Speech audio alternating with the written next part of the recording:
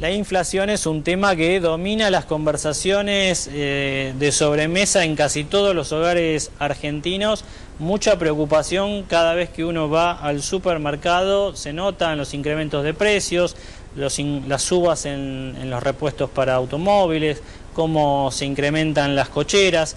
No es un problema que afecte solo a un sector de la sociedad, atraviesa todas las capas sociales. Pero el ministro de Economía, Amado Udú, sostiene que no, que lo que afecta más es a las clases altas, las clases medias altas. Queríamos hablar un poco del tema inflacionario con el economista Pablo Rojo, quien está aquí a mi lado. ¿Qué tal, Pablo? ¿Cómo estás? ¿Qué tal? ¿Cómo estás? Bueno, primero un breve análisis, aunque ya hay mucho dicho sobre esto, Pablo, pero sobre lo que dijo Amado Udú, ¿no? Fue bastante criticado porque realmente es un lugar común, es absolutamente sabido que la inflación afecta sobre todo a aquellas familias que dedican una porción más alta de sus ingresos al consumo, que son básicamente las familias de menores ingresos.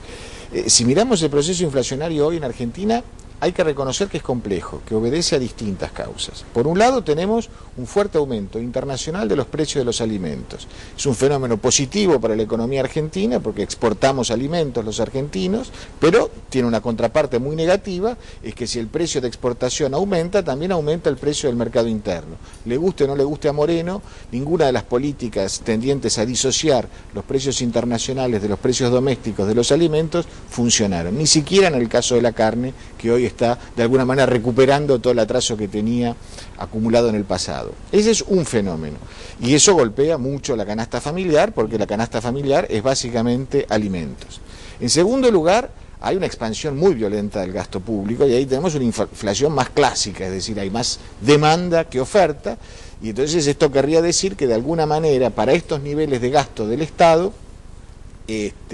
el único mecanismo que ajusta la demanda con oferta es el aumento de precios. Y esto también quiere decir que hay insuficiencia de inversión, porque también la inflación es consecuencia de que la oferta es menor que la demanda, que es un poco lo que está diciendo el gobierno, y si la oferta es menor que la demanda es básicamente porque hay falta de inversión en Argentina, sobre todo en algunos sectores. Y probablemente la falta de inversión se deba a que no siempre las reglas de juego de nuestra economía o el clima de negocios, como se dice ahora, son propicios para la inversión. Hay indicios de que el gobierno nacional, justamente a través del secretario Guillermo Moreno, comenzaría a eliminar algunas trabas a la importación.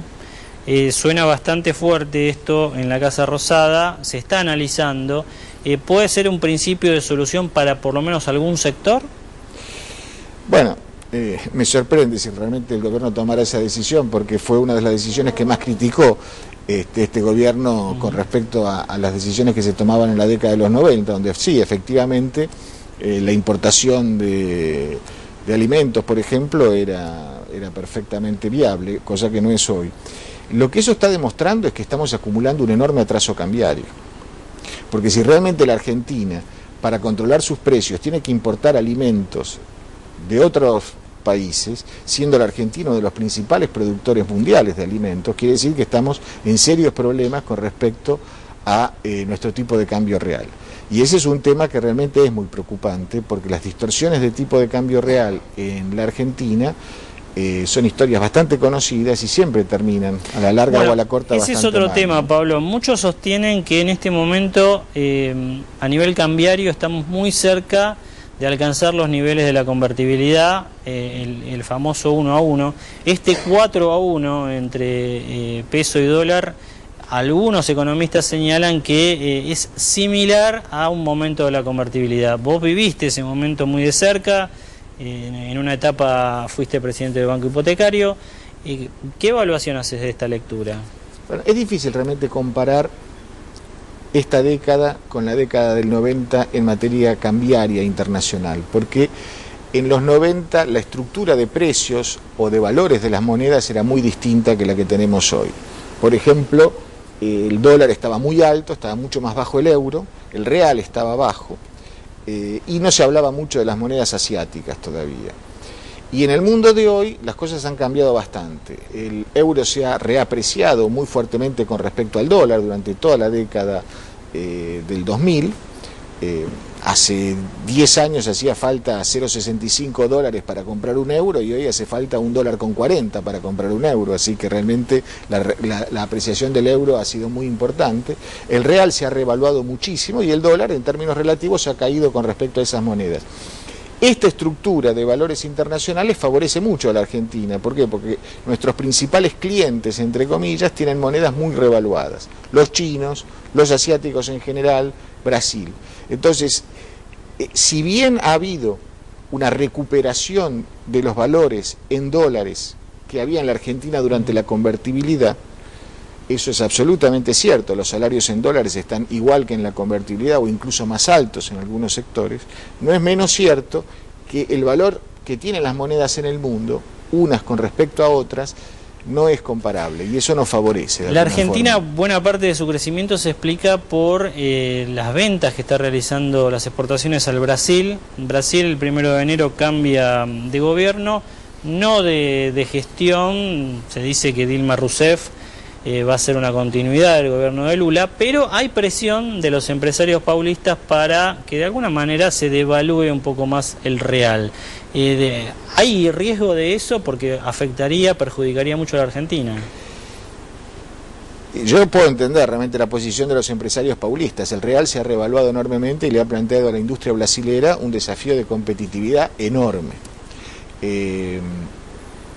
Va a ser difícil devaluar, porque devaluar no devalúa el que quiere, tiene que haber condiciones objetivas para poder devaluar, no es que las monedas puedan ser manipuladas a gusto de los gobiernos.